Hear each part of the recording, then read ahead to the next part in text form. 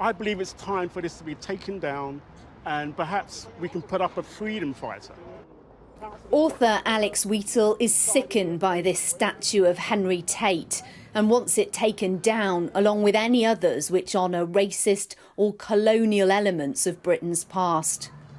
It just seems wrong that in the 21st century I have to pass Brixton Library and see a bust of this man who accumulated his vast wealth from so much misery, so much death, so much tears and so much anguish.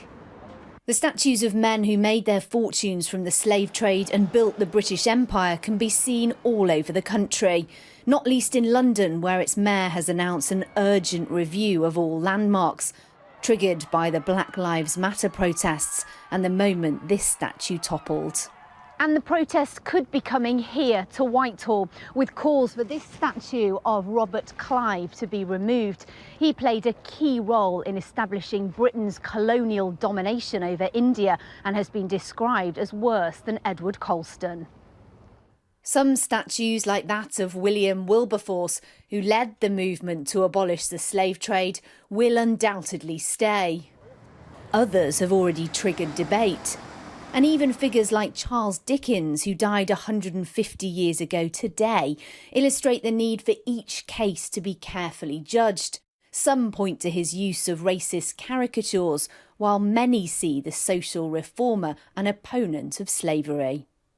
We'll no doubt be judged by people in 50 years' time as completely inadequate in our response to society, to life and all the rest of it. Nobody tried harder than Dickens to improve the circumstances of his fellow human beings.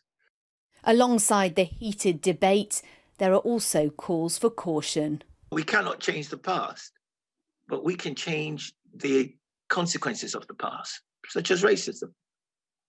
And we can change them for the better.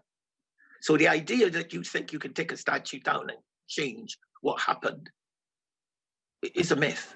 But what does seem to be agreed is alongside action, there must also be education about the past and its protagonists if we're to move forward. Lucy Cotter, Sky News.